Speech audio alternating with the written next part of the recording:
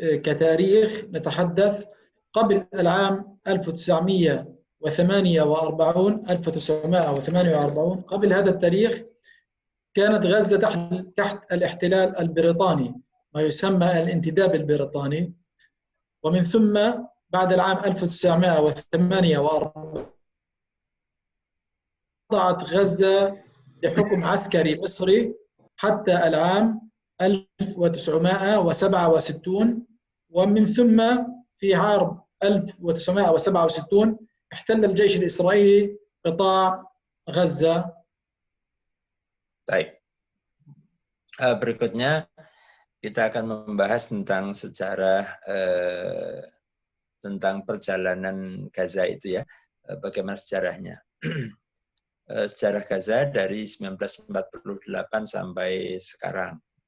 Dulu Gaza ini masuk dalam pendudukan Inggris ya, di mana pada waktu itu Inggris menguasai Mesir ya, menjajah Mesir ya, dan juga termasuk Gaza ini sampai tahun 1948. Kemudian tahun 1967 Gaza ini dikuasai oleh militer Mesir ya, sampai kemudian setelah terjadi perang ya Arab Israel ya, di mana waktu itu Israel berperang dengan Mesir, sehingga wilayah-wilayah yang dikuasai oleh Mesir kemudian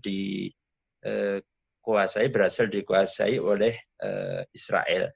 Nah, salah satunya juga adalah jalur Gaza ini yang dulunya dikuasai Mesir, kemudian jatuh ke tangan Israel pada 1967. Allah.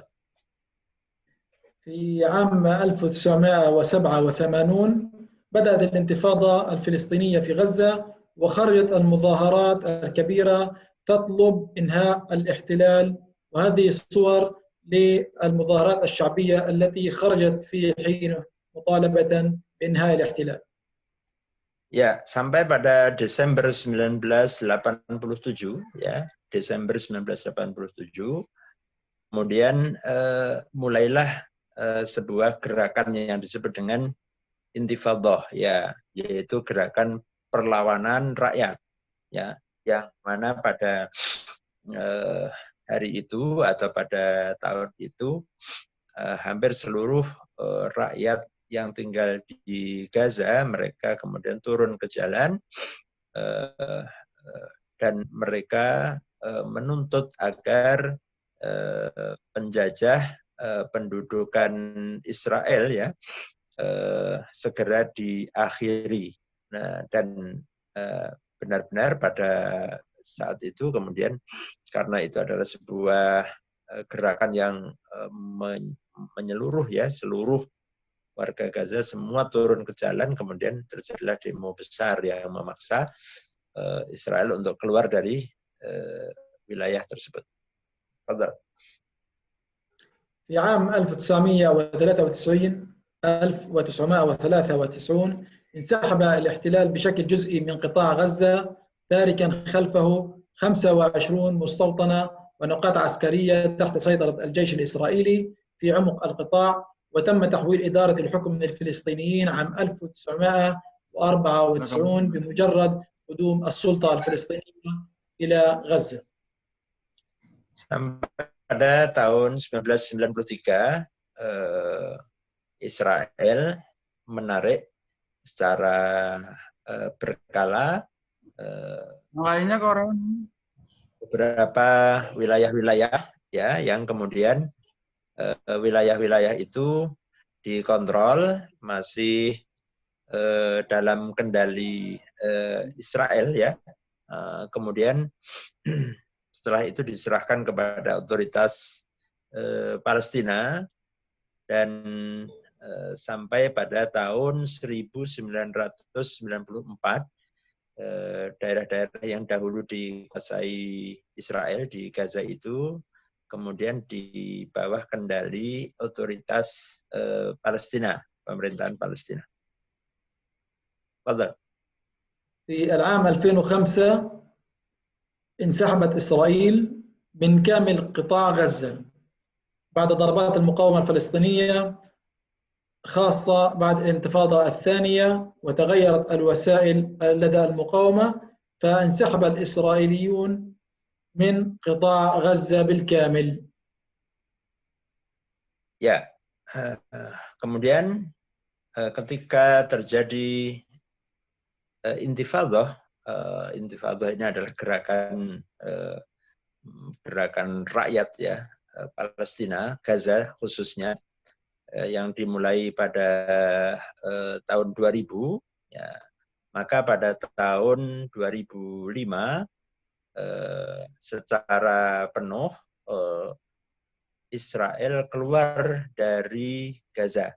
Ya, seluruh pemukim atau Yahudi ya, yang dahulunya tinggal di Gaza semuanya keluar. Nah, setelah terjadi sebuah perlawanan yang sangat luar biasa, yang masif, di mana seluruh penduduk Gaza mereka turun ke jalan pada intifadah ya, gerakan intifadah itu yang menjadikan tidak ada pilihan yang lain, seluruh orang-orang Israel keluar dari jalur Gaza. Dan kita bisa lihat di foto itu bagaimana itu adalah orang-orang Israel yang dahulunya tinggal di wilayah Gaza yang dulu pernah dicaplok atau dikuasai, dan mereka dipaksa mereka keluar semua dari jalur Gaza. أحمد أنا أتعبتك معي في الترجمة اليوم. نعم.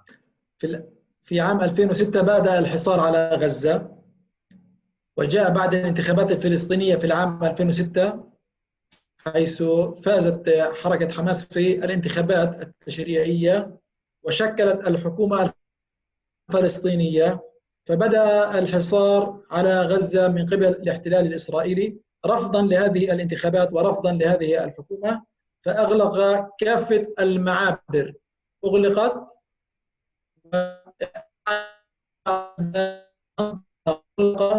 منع عنها الوقود والبضائع التجارية، ومنع حركة المواطنين من وإلى قطاع غزة. Ya, dilakukan pemilu di Palestina, di mana Israel membolehkan ya dilakukan pemilu, dan ternyata yang terjadi di Gaza adalah bahwa pemenangnya adalah Hamas ya, maka di tahun tersebut, di tahun 2006, maka Israel mengumumkan bahwa jalur Gaza adalah wilayah yang tertutup. Artinya seluruh pintu-pintu perbatasan, pintu-pintu masuk, semuanya dinyatakan tertutup dan betul-betul jalur Gaza diisolasi sehingga tidak boleh ada orang maupun barang ya yang masuk maupun keluar dari dan ke wilayah Gaza. Nah, itu maka dimulailah isolasi ya. Gaza itu betul-betul diisolasi, ditutup ya, seperti penjara besar ya, semenjak 2006. Fadhal. أصبحت الأوضاع الاقتصادية صعبة جدا، وتحدثنا عن منع الوقود ومنع المواد الخام والمواد الأساسية. يذكر يعني طرفة أن الفلسطينيون في غزة شغلوا السيارات على زيت الطهي، وضعوا زيت الطهي في السيارات بدلا من الوقود لمنع الوقود عن قطاع غزة في ذلك الوقت. بعض السيارات تحركت بزيت الطهي. Masya Allah. Ya, dan akhirnya memaksa kondisi ekonomi memburuk ya, di mana karena semua diembargo, nggak ada yang bisa masuk dan keluar, Dan bahkan beliau menceritakan tentang bagaimana ketika embargo itu sulitnya bahan bakar sehingga mobil itu sampai dikasih minyak goreng itu ya, dikasih minyak jelantah itu ya, karena betul-betul tidak ada bahan bakar BBM tidak bisa didapatkan lagi dan sampai orang menggunakan minyak goreng ya untuk menghidupkan kendaraan-kendaraan mereka dan sampai pengangguran sampai persentasenya itu sangat melonjak sekali bahkan mencapai angka 80% ya. Dan itu tertinggi ya. تفضل. طبعا الظروف المعيشية أصبحت صعبة جدا في قطاع غزة وسيئة بسبب الكثافة السكانية العالية وعدم كفاية المياه والخدمات أصبحت غير موفرة، وهناك أصبحت مشكلة كبيرة في نقص الكهرباء وإغلاق المعابر الحدودية أمام العمال والطلاب، وارتفاع معدلات البطالة وصلت في بعض الأوقات إلى 80% وهي الأعلى في العالم، وأصبح هناك عجز في الخدمات الطبية والأدوية ومنع متكرر أيضا لإدخال المواد الأساسية وأيضا مواد البناء. بعد الحرب يذكر أن بعض الناس بنوا منازلهم المدمرة بالخشب والطين لعدم وجود الأسمنت والطوب. Dan kondisi kehidupan ya tentu sangat sulit sekali karena adanya krisis listrik, kemudian seluruh perbatasan ditutup, kemudian tidak bisa lagi pekerjaan sulit ya, dan obat-obatan juga demikian, kekurangan fasilitas kesehatan, pengobatan, karena barang tidak bisa masuk ya dari perbatasan yang akan masuk ke Gaza. Nah, bahkan karena tidak adanya bahan ya, bangunan ya, maka orang-orang Gaza ketika mau membangun rumahnya yang hancur karena dibombardir itu, mereka membangun dengan kayu dan dengan tanah liat ya, karena nggak ada semen ya. Jadi membangun dengan batu-batu bata itu disusun dengan tanah liat ya, karena kelangkaan bahan bangunan. أزمة الكهرباء في قطاع غزة منذ العام 2006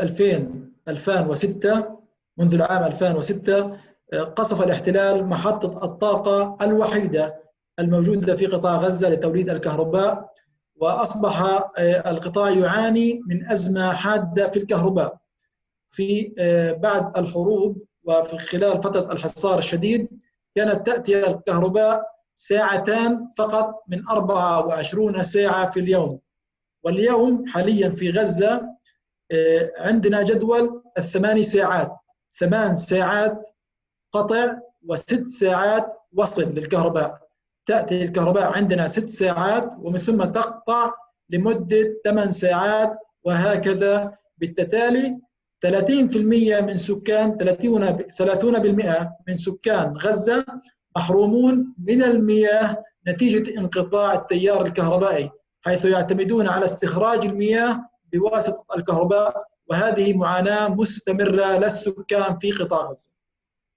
Ya, demikian juga ada krisis listrik ya, karena di tahun 2006 ketika Israel itu ngebom satu-satunya pembangkit listrik ya, instalasi listrik yang ada di Gaza hancur, kemudian terjadi permasalahan krisis listrik yang pada waktu itu mereka warga Gaza hanya mendapatkan listrik itu hanya sehari 2 jam ya, sehari hanya dapat 2 jam listrik nyala. Kemudian hari ini mereka dapat merasakan listrik itu 8 jam ya, 6 sampai 8 jam. Setelah itu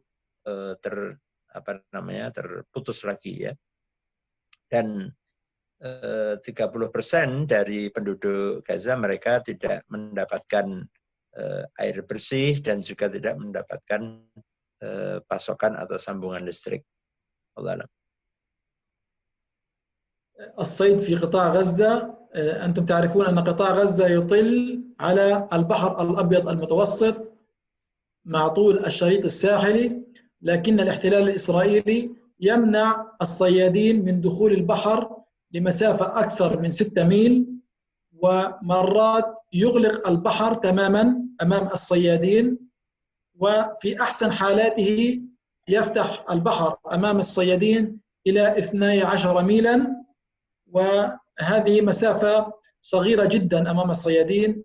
كان هناك 10,000 صياد في غزة، أصبحوا الآن فقط 3,700 صياد. 95% منهم تحت خط الفقر. يستهدف الصيادون، الاحتلال يستهدف الصيادون باستمرار في عمق البحر حتى في المساحة المسموح الصيد فيها. Ya, nelayan di Gaza, karena Gaza ini berada tepat di pantai ya, di garis pantai. Israel membolehkan hanya nelayan-nelayan ini boleh untuk menjaring ikan atau mereka menangkap ikan itu hanya sejauh 3-6 mil ya.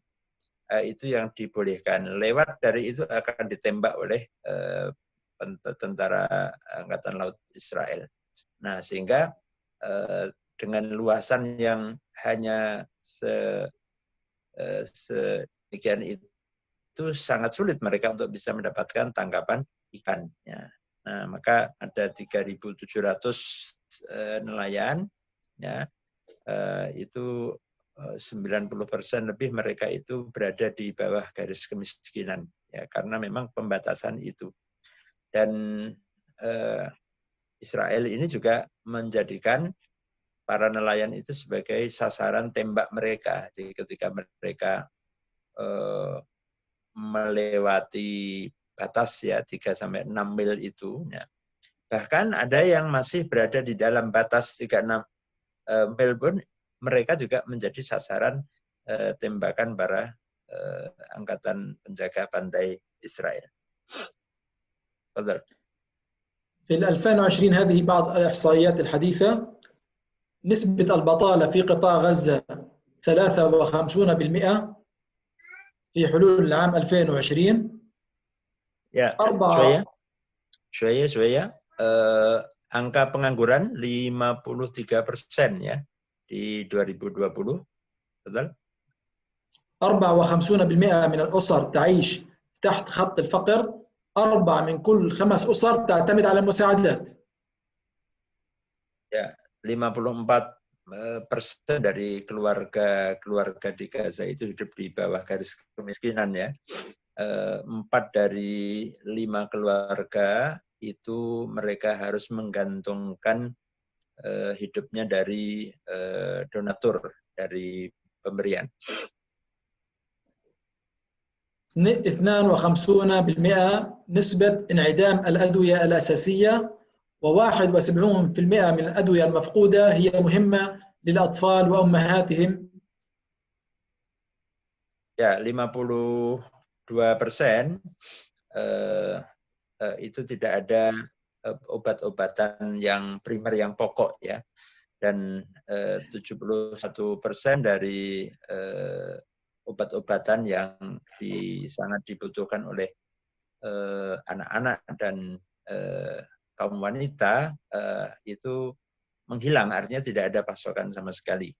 Dan 90% dari penduduknya itu mereka kehilangan pekerjaan ya di Gaza itu.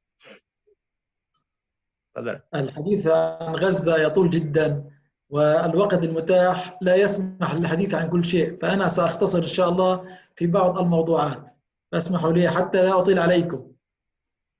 Ya, kalau berbicara tentang bagaimana sejarah perang di Gaza ini sangat panjang sekali ya, waktunya tidak mencukupi. Saya mungkin akan ringkas ya beberapa.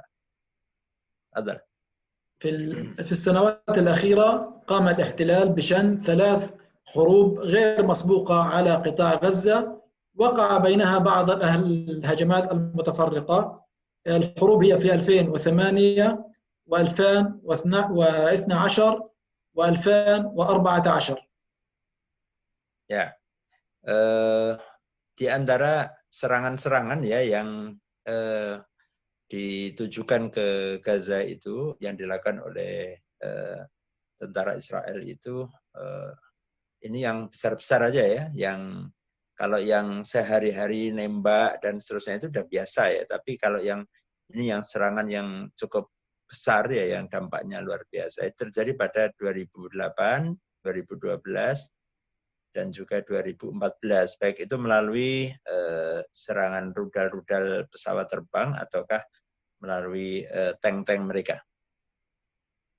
الحرب الأولى كانت عام 2008 وكانت صعبة جدا على قطاع غزة، فكانت هناك الضربة الأولى، ما عرف بالضربة الأولى، ضربت إسرائيل كافة المواقع الشرطية والأمنية في قطاع غزة في ضربة واحدة.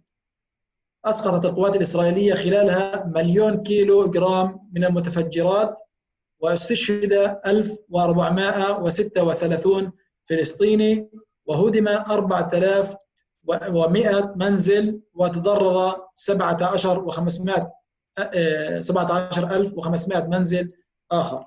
هذه كانت حرب غير مسبوقة، واستخدم الاحتلال فيها أسلحة جديدة محرمة دوليا مثل الفسفور الأبيض، وهذه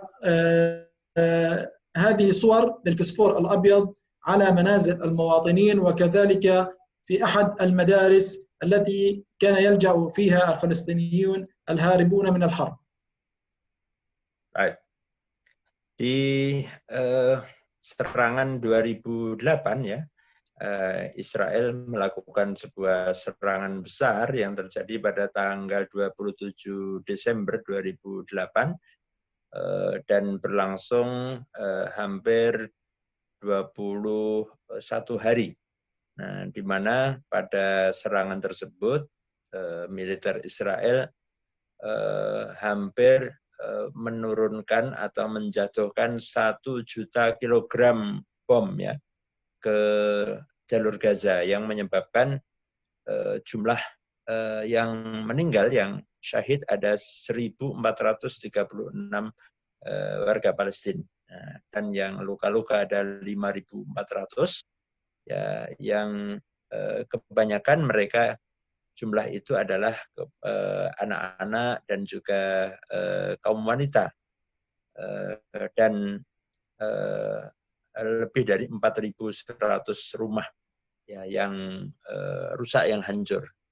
Dan juga pada serangan 2008 Israel menggunakan senjata-senjata yang dilarang oleh dunia ya, yang sudah dilarang betul setelah Perang Dunia, yaitu menggunakan bom fosfor ya, bom fosfor putih ini yang itu secara aturan internasional dilarang untuk digunakan, apalagi itu sasarannya adalah warga sipil ya, madaniin ya, warga sipil. Dan itu bisa kita lihat di foto-foto itu bagaimana bom-bom fosfor itu digunakan oleh militer Israel dan dijatuhkan di atas rumah-rumah pemukiman penduduk sipil ya, bahkan ke beberapa sekolah ya, di mana di situ ada murid-murid, ada siswa yang sedang sekolah.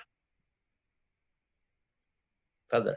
المساجد لم تسلم من بطش العدو الإسرائيلي في الحروب، وهنا نجد الفلسطينيون يصلون في أحد المساجد المدمرة ليوصلوا رسالة للاحتلال الإسرائيلي أن المساجد ستبقى عامرة حتى ولو أصفت.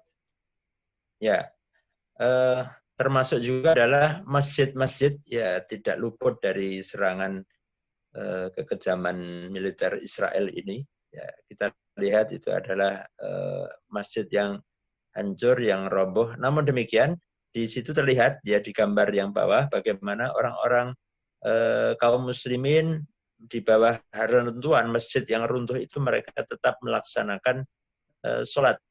Mereka tetap melaksanakan sholat berjamaah yang tentu itu membawa message ya kepada Israel bahwa Anda boleh menghancurkan tempat-tempat ibadah kami, tapi kami akan tetap menjadikan masjid-masjid kami tetap makmur dengan ibadah sholat kami.